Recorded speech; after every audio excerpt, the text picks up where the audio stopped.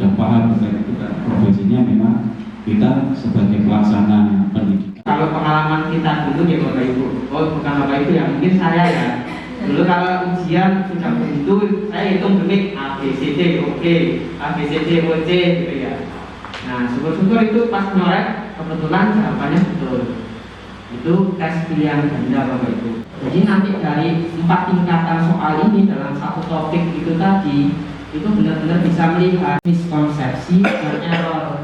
Gitu. Makanya di sini evaluasi vertir multiple choice ini untuk apa? Untuk mengidentifikasi adanya suatu miskonsepsi dan pemahaman konsep materi. Jadi kalau soal pilihan ganda yang Bapak Ibu berikan nanti itu kan pasti hanya mengukur pemahaman konsep. Nah, maka dari itu lebih mudah menggunakan pilihan ganda dan kita buat pilihan ganda ini 4 tingkat. Makanya judulnya adalah vertir multiple choice. Itu Bapak Ibu latar belakang atau sebenarnya dari vertir multiple choice. Kemudian vertir multiple choice tadi saya sampaikan Bapak Ibu. Vertir multiple choice ini ada 4 tingkatan. Seperti yang disampaikan Pak Bi tadi. Sebenarnya ada vertir, ada tutir, ada 3 tingkatan, ada nada vertir 4 tingkatan. Kemudian kenapa kok kami pendampingannya menekankan 4 tingkatan? Kalau hanya 2 tingkatan atau 3 tingkatan, itu Bapak Ibu nggak akan dapat 4 tingkatan. Tapi kalau kita pendampingnya 4 tingkatan, otomatis 3 tingkatan, 2 tingkatan juga dapat. Jadi 1. Seperti yang saya bilang tadi, tingkatan kedua adalah justifikasi dari soal pertama. Soal yang B, apakah Anda yakin terhadap jawaban yang Anda pilih? Nah, tulisan 1 sampai 6 ini pakem Bapak Ibu. Jadi nggak bisa Bapak Ibu rubah-rubah. Kalau Bapak Ibu rubah-rubah nanti instrumennya, evaluasinya ini Bapak Ibu rubah juga. Jadi urutan 1 sampai 6 ini pakem Bapak Ibu. Hanya 1 hanya menebak, 2 sangat tidak yakin, 3 tidak yakin, 4 yakin, 5 sangat yakin, 6 sangat yakin sekali. Nah, berarti yang 6 itu benar-benar yakin Pak.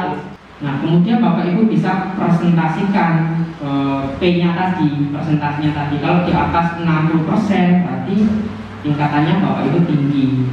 Tapi kalau 30 sampai 60 sedang, di bawahnya bisa juga rendah. Atau Bapak Ibu bisa buat kebijakan tersendiri di sekolah boleh. Untuk presentasi ini kan contoh, bisa Bapak Ibu bijaki tersendiri berapa persen yang harus tinggi. Itu kan tinggal kebijakan di Bapak Ibu di sekolah Bapak Ibu bagaimana mendorong siswa Bapak Ibu. Nanti contoh grafiknya kemungkinan seperti ini Bapak Ibu. Paham konsep yang biru, tidak paham konsep yang merah, miskonsepsi yang hijau, yang biru error. Soalnya soal nomor 1, 2, 3, 4, 5 sampai 10. Di soal nomor 1, wow, 80% siswa paham konsep.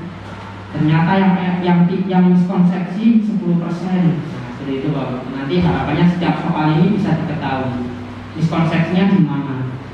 Ternyata yang banyak error itu di mana? Ternyata yang banyak error itu misalnya di soal nomor 8 dan 9, 7, 8, 9 ini banyak error, banyak miskonsepsinya. Nah, 8, 9 7, 8, 9 banyak miskonsepsinya ini materi apa? Nah, itu yang sebenarnya yang perlu diremedialkan lagi. Udah soal nomor 1 sampai 6 nggak perlu diajarkan lagi, cukup 7, 8, 9 tadi. Termasuk ini bisa juga mengukur setiap masing-masing individu. Ternyata individu dari 1 sampai 10 kalau semua miskonsepsi semua berarti anak tersebut ada masalah dalam proses pembelajarannya. Entah bukan karena kognitifnya, bisa juga faktor lain di keluarga dan lain-lain seperti itu. Nah, mungkin itu yang dapat saya sampaikan Bapak Ibu. Jadi sebenarnya mudah nih Bapak Ibu untuk bikin vertir ini. Cuma yang tadi tantangannya adalah membuat soalnya susah dan melakukan analisisnya susah.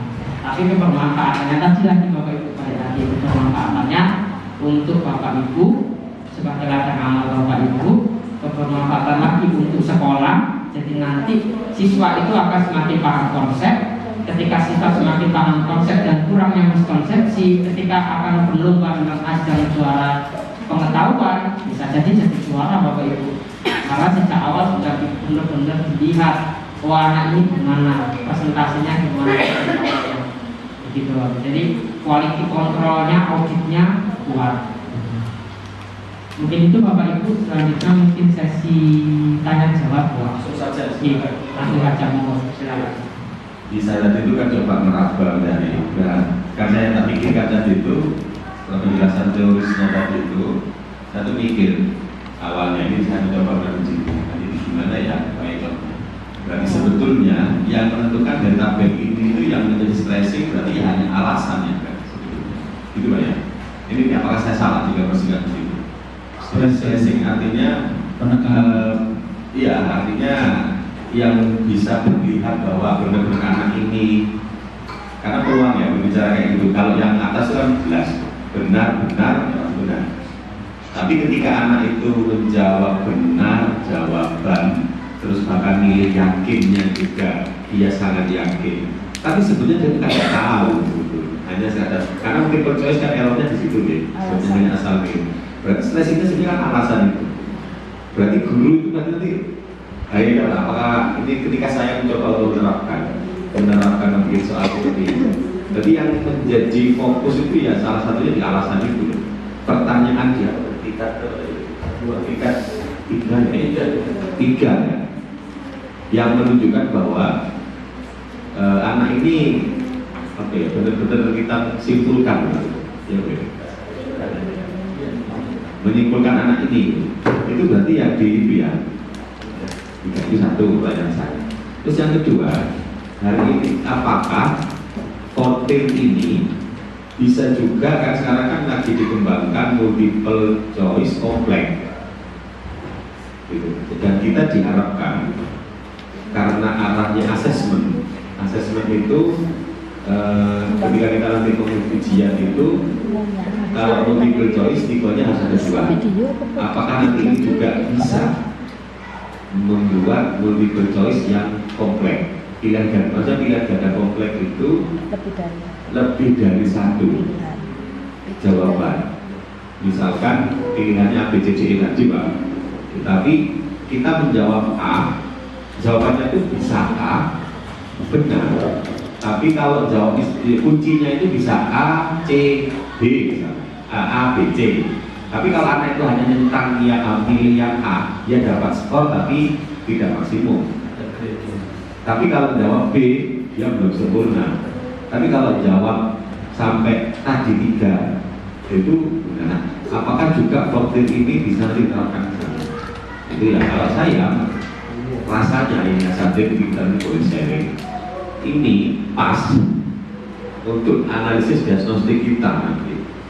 Malah ini sebelum ngajar bisa jadi artinya analisis diagnostik kita nanti kita rancang ke sini sehingga kita bisa merekam awal misalkan matematika kelas 1 kan kita sudah tahu anak siswa kelas 1 kan itu soal kayak gini. Akhirnya kita mau ngajar sudah ada data tadi itu alasan dan sebagainya. Mungkin itu dari saya. Ini kira-kira mungkin bagaimana Pak pandangannya terkait persepsi saya tadi seperti itu. Baik, terima kasih Pak Edi. Pertanyaannya yang luar biasa. Kalau juga pulang itu memorable. Yang pertama terkait dengan penekanan bahwasannya untuk membuktikan anak ini miskonsepsi benar atau tidak dan sebagainya. Untuk satu tingkatan itu kan memang dasar utamanya memang betul. Maka tadi bagaimana kita akan mengetahui kualitas belajar peserta didik berdasarkan evaluasi kognitif menggunakan multiple choice yang sederhana. Yaitu tadi penekanan kan di sini mau digunakan untuk mendiagnostik apa. Kalaupun nanti mau dikembangkan misalkan, ini kan miskonsepsi. Untuk mendiagnostik anak ini memiliki keterampilan berpikir kritis atau tidak, sangat bisa. Jadi sementara ini yang kita tawarkan memang di miskonsepsi terlebih dahulu. Jadi ketika kami ini sebenarnya lebih kepada pengembangan instrumen. Jadi munculnya instrumen ini memang dasarnya bagaimana kebutuhan peserta didik yang harapannya tidak lagi miskonsepsi terhadap sebuah kajian topik atau materi dalam mata pelajaran. Kalau tadi ditanya penekanannya pada tingkatan yang ketiga, apakah semuanya bisa untuk autentifikasi, karena menggaransi bahwasanya anak ini betul-betul tidak paham atau tadi jadikan dalam kategori error itu tadi. Kalau error itu benar-benar ini anak nggak paham, tapi ada yang akhirnya anak ini benar tapi secara teori, arti pemahaman teoritis, pemahaman konseptual, pemahaman dasar hukum dan prinsip kan ada patokan masing-masing kita dalam memahami. Sehingga saya paham teori, tapi secara konsep kadang-kadang masih salah. Ditanya prinsip dan dasar hukum terkait dengan itu kadang nggak jelas. Nah, misalnya begitu. Nah, itu salah satu cara kami memberikan penekanan bahwasannya diagnostik anak dalam memahami sebuah konsep tidak cukup pada soal dasar teori toh. Harapannya begitu. Secara teoritis lingkungan yang sehat ya yang bersih. Tapi kenapa kok bersih? Nah, kan begitu kan akhirnya. Kenapa kok harus bersih? Kenapa kok bersih? Dan kenapa kok harus bersih? Dan sebagainya. Kalau Bapak Ibu mau mengembangkan yang tingkatan yang ketiganya, terutama yang ketiganya itu lebih mendalam lagi, insya Allah malah lebih besar. Jadi menyesuaikan kebutuhan. Kalau dikatakan penekanannya pada ketiga, tidak hanya itu sebenarnya Pak Syarif. Tapi kalau kita dasarnya siswa tadi, peserta tadi ini memilih, saya jawab ini, ya. Saya menjawab tadi pilihan multiple choice yang benar adalah B. Setelah ditanya Anda yakin, tidak yakin dan seterusnya, harapannya di tingkatan kedua itu kita akan mengetahui, walaupun si anak ini ngawur lagi,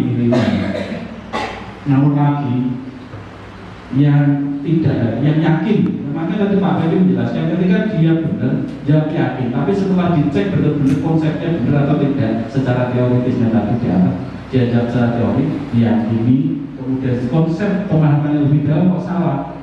Nah, berarti kan ada permasalahan di situ. Kita memahami, mendiagnostiknya begitu, menganalisnya begitu.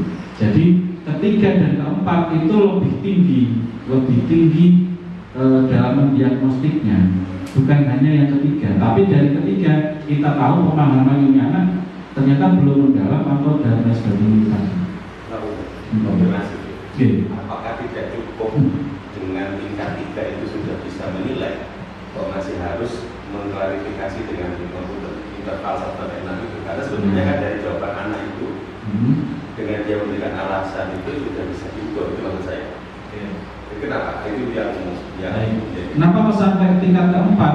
Dari tadi pemahaman konsep artinya ke prinsip dasar hukum dan sebagainya. Kalau kita mengambil satu teori kan tingkatannya begitu gitu, pemahaman. Jadi ketika sudah paham konsep, yakin atau enggak konsep itu benar, kan perlu terjustifikasi kebenaran kan? Saya yakin ini sudah paham, ini monggo nanti dimiliki. Kemudian akhirnya kan Bapak Ibu tinggal mengembangkan instrumen, kemudian kita validasi. Setelah ini dirasa validasi dan sudah sesuai, terjamin kualitas isi, bahasa, kompetensi yang ingin dicapai dalam soal itu nanti. Makanya saya tadi setelah ini instrumennya jadi, kalau Bapak Ibu mau menyikapinya dengan menindaklanjuti, dipraktekkan di kelas itu jadi penelitian. Nah, temuan itu nanti, kalau nanti kemudian Bapak Ibu butuh, tidak harus kami, karena menulis itu tidak harus kami, misalkan orang lain yang membimbing dari atau katakanlah mendampingi Bapak Ibu dalam penelitian dan akhirnya pengennya pada produk keluaran jurnal, ya silakan. Nah, sehingga bayangan kami itu setelah ini Bapak Ibu kita minta dulu untuk dokumentasi soal yang sudah Bapak Ibu miliki. Nah, dari situ kan nanti akan kelihatan sebenarnya soal bukan tidak hanya soal saja sebenarnya, tapi kalau sudah ada dalam bentuk soal tapi ada kisi-kisinya gitu. Tapi kalau tidak ada, kita tidak bisa menilai ini soal sudah mengukur untuk capai pembelajarannya dan indikatornya sesuai atau tidak. Tapi kalau ada kisi-kisinya akan lebih bagus. Tapi ketika tidak ada kisi-kisinya, akhirnya kan ya langsung Bapak Ibu buatkan apakah ini masuk soal C5, C berapa sesuai dengan level kognitifnya. Nah nanti harapannya setelah ini kita follow up kurang lebih kalau rencana kami begini Pak Zain. Jadi kan tanggal 9 sekitar 2 minggu ke depan itu Bapak Ibu memproses buat itu sampai kita dampingi. Kalau tidak tanggal itu 23 kita kesini lagi untuk mengklipkan hasil pembuatan itu. Jadi ada waktu sebenarnya 2-3 kali pertemuan ini buat evaluasi dari kami. Tapi pas tanggal minggu depannya Prodi dan Universitas ada gawe. Kemudian kita coba nanti bisa pembimbingan atau pendampingan lebih tepatnya. Pendampingan nanti kita bisa by WA, mungkin setelah ini kita buatkan WA group dan sebagainya untuk kita saling komunikasi, atau kalau panjenengan memungkinkan kita bertemu secara daring, kita siap memfasilitasi itu. Sehingga di terakhir kita tinggal memvalidasi. Kalau kebutuhannya nanti untuk luaran penelitian, harapannya ada yang memvalidasi. Jadi kami bisa menjadi validator sehingga instrumen itu sah setelah divalidasi dan digunakan untuk instrumen